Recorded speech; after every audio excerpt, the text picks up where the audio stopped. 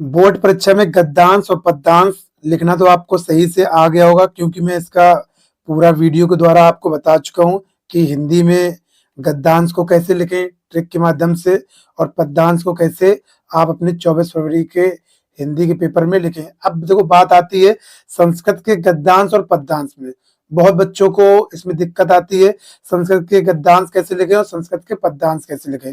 और बहुत बच्चों को ये भी दिक्कत आती है कि सर जी संस्कृत का संदर्भ कैसे लिखें और उसका अनुवाद कैसे लिखें, क्योंकि ये आपका पूरा 5 नंबर का आता है। ठीक है, क्या आता है? 5 नंबर का आता है।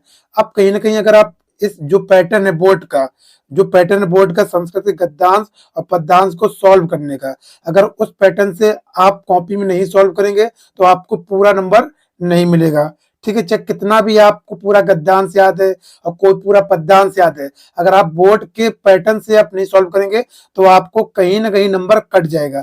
तो आपको बोर्ड के पैटर्न से ही गद्यांश को पद्यांश को सॉल्व करना है। तो बस वीडियो के अंत तक बने रहेंगे, सारा हम बताने वाले हैं इसमें कि कैसे अगर आपको गद्यांश संस्कृत गद्यांश नहीं आता है, पद्यांश नहीं आता, तो आप ट्रिक लगा के कैसे अपने गद्यांश और पद्यांश को लिखेंगे और जो आपके नंबर कटते हैं वो नहीं कटेंगे। तो देखते देखो आपको क्या होता है यहाँ पर जो संस्कृत, अब इस वीडियो में हम क्या संस्कृत के गद्यांश को सॉल्व करने वाले हैं। ठीक है, देखो यहाँ पर क्या, ये जो संस्कृत गद्यांश आता है वो 3 नंबर पे आता है। क्या निम्नलिखित गद्यांश, निम्नलिखित संस्कृत गद्यांश में से किसी एक, क्या करना, किसी एक का संदर्भ सहित हिंदी में अनुवाद कीजिए। ठीक है, तो क्या करना, आपको एक करना होता है, क्योंकि देखो यहाँ पर अथवा में लगा हुआ है। चाहे आप ये वाला कर दें, चाहे आप ये वाला कर दें, इन दो में से आप कोई एक कर देंगे तो आपको 5 नंबर यहाँ पर मिल जाएगा। तो क्या होता है 2 नंबर प्लस 3 नंबर करके क्या होता है 5 नंबर बनता है। अब ये जो 2 नंबर होता है वो बेटा क्या होता है, ये आपका संदर्भ होता है। ठीक है, 2 नंबर किसका होता है, ये संदर्भ का होता है। और इसका क्या होता है, और इसका जो अनुवाद होता है संस्कृत का, अगर आप हिंदी अनुवाद लिख देते हैं तो आपको यहाँ पर 3 नंबर मिल जाते हैं। ऐसे 2 और 3 कितने बन जाते हैं आपके, 5 बन जाते हैं। अब इसको करना कैसे, देखो ये आपको क्या करना है, सबसे पहले ये बोर्ड की कॉपी लेना है।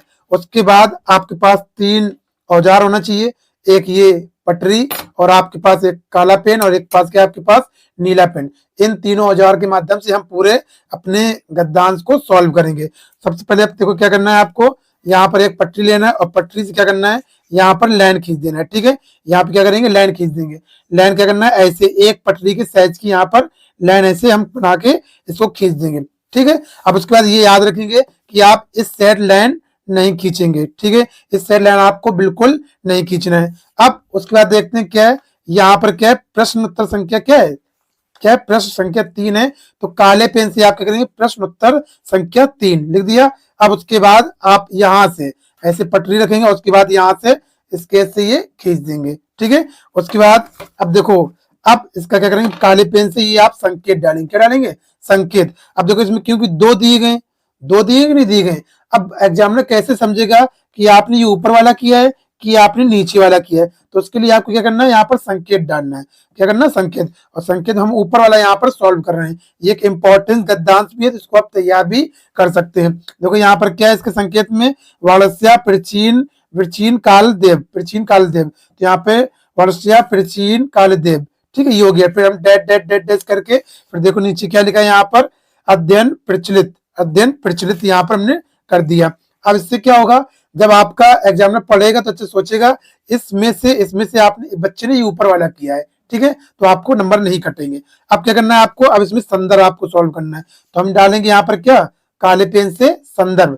ठीक है, काले पेन से संदर्भ डालेंगे और इसको अंडरलाइन कर देंगे। अब हमें यहाँ पर लिखना चालू करना है। क्या लिखेंगे हम, देखो यहाँ पर प्रस्तुत, अब क्या करेंगे, हम काले पेन से यहाँ पर लिखेंगे। ठीक है, प्रस्तुत गद्यांश हमारी पाठ पुस्तक के हिंदी में अब क्या करेंगे, आप काला पेन लेंगे और संस्कृत खंड सिंगल इनवर्टेड कॉमा के अंदर लिखेंगे में संकलित। ये फिर काले पेन से हम लिखेंगे वाराणसी, फिर नीले पेन से हम नामक पाठ से लिया गया है। ठीक है, आप कोई सा भी गद्यांश आपसे पूछेगा संस्कृत का तो आपको ऐसे ही लिखना है। बस यहाँ पर क्या करना है, आपका पाठ का जो नाम होगा वो आपको बदल देना है। यहाँ पे वाराणसी से पूछा गया है तो शायद अगले में कोई और पार्ट से पूछ ले, बस यहाँ पर नाम आपको बदल देना है। ठीक है, बाकी सेम वही चीजें यहाँ पर रहेंगे। तो आपके 2 नंबर तो बिल्कुल पक्के ही पक्के हैं। ठीक है, ये 2 नंबर तो आपके कटने वाले ही नहीं है।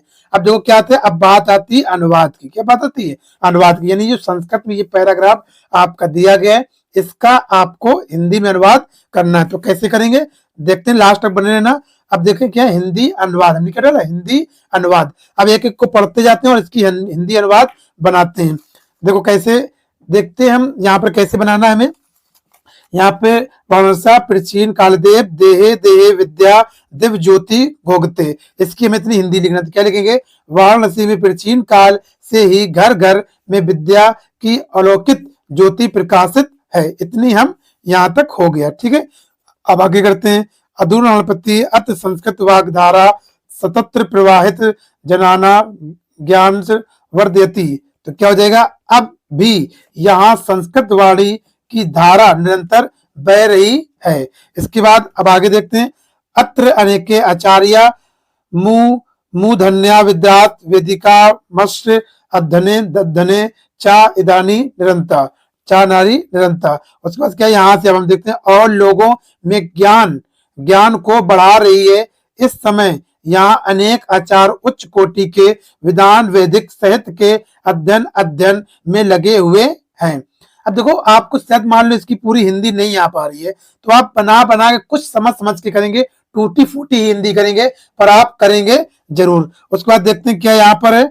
उसके बाद ना केवल भारतीय अपितु विदेशिका गीड़ा वस्यरा अध्ययनाय अंतर्गच्छति निःशुल्क चा विद्या ग्रहंती। उसका ना केवल भारतीय अपितु विदेशी भी देववाणी संस्कृत के अध्ययन के लिए यहाँ आते हैं और निःशुल्क विद्या ग्रहण करते हैं। यहाँ तक हो गया। उसके बाद अत्र हिंदू विश्वविद्यालय, संस्कृत विश्वविद्यालय, काशी विद्यापीठ इत्यादि त्रय विश्वविद्यालय, ठीक है, शांति येषु नवीनना प्राचीनना ज्ञान विद्यानुषु यणाम अध्ययन प्रचलित।